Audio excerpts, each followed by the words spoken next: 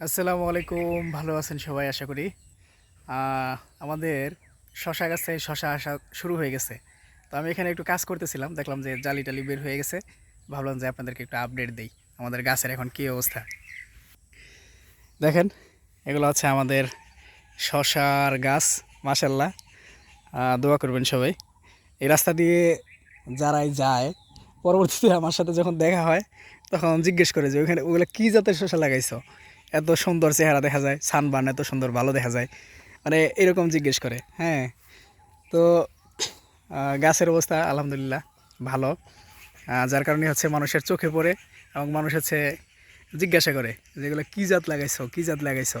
আমাকে কয়েকজন জিজ্ঞেস করছে। হ্যাঁ, তো তারপরে ইউটিউবে ভিডিও দিলে তো আরও জিজ্ঞেস করেনি। যাই হোক, আমি দেখাই, আমাদের কাছে ফল ধরা শুরু হয়ে যাইতেছে। এই দেখেন, এই যে আমার আঙুলের ডগায় এখানে একটা জালি দেখা যাইতেছে। হ্যাঁ, এরকম আরও অনেক আছে। আমি পাতা কাটতেছি, তো পাতা না, ওই যে অপ্রয়োজনীয় ডালপালা কাটে দিতেছি। এই যে দেখেন, এই যে জালি আসছে। হ্যাঁ, এই যে এখানে একটা আছে দেখেন, ডালে ডালে একটা করে টিকলেই হবে। হ্যাঁ, এগুলো এক একটা বিশাল বড় বড় হবে, দেখতে পারবেন, একেবারে দেখার মতো।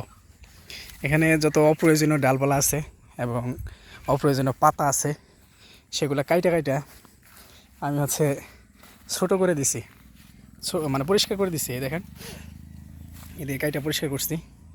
এই যে গাছগুলো এখন খালি খালি লাগতেছে।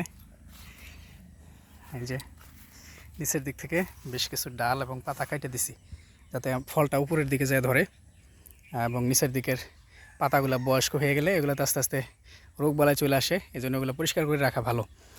তো শুধুমাত্র একটা লাইনই পরিষ্কার করতে পারছি, আর মাঝখানে যে সমস্ত ডাল বেশি চোখে পড়ছে ওগুলা কাটতেছি। এটা 1-2 দিনের মধ্যে একেবারে সুন্দর পরিষ্কার করে ফেলবো। তো এই জাতটা মাশাল্লাহ বেশ ভালো। এটার মধ্যে জালি দেখা যাইতেছে না, আপনার এই মেন ব্রাঞ্চের থেকে সাইড ব্রাঞ্চে জালি বেশি দেখা যাইতেছে। হ্যাঁ, আপনার গাছ প্রতি যদি 5টা করে শশা টিকে তাহলে আলহামদুলিল্লাহ, কিন্তু কোনো কোনো গাছে জালি এখনই অনেকগুলো করে আছে। তো দেখা যাক কি হয়, আশা করতেছি অনেক ভালো হবে ইনশাল্লাহ।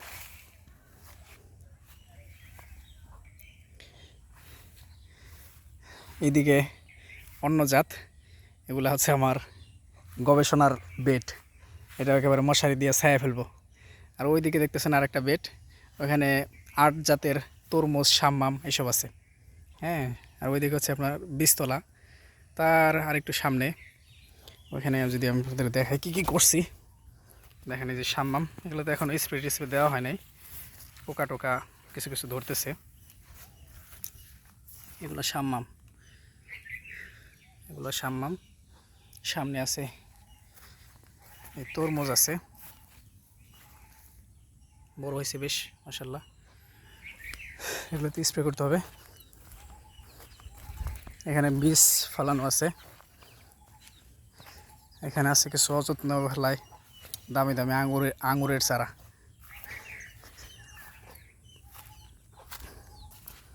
দেখেন এখানে আমি কি করছি, বুদ্ধির ঢেকি।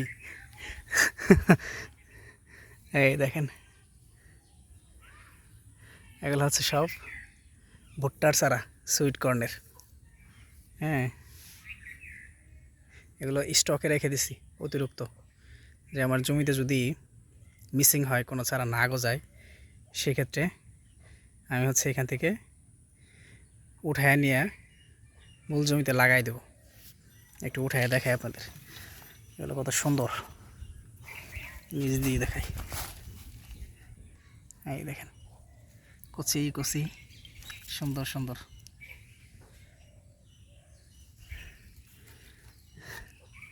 মুরগি খেয়ে ফেলতে পারে ঠুকরাইয়া, এই জন্য হচ্ছে নেট দিয়ে ঢেকে দিছি। কারণ মুরগি কচি সবুজ ঘাস টাস এগুলো খুব পছন্দ করে। আসেন আপনাদের এদিকে নিয়ে যাই।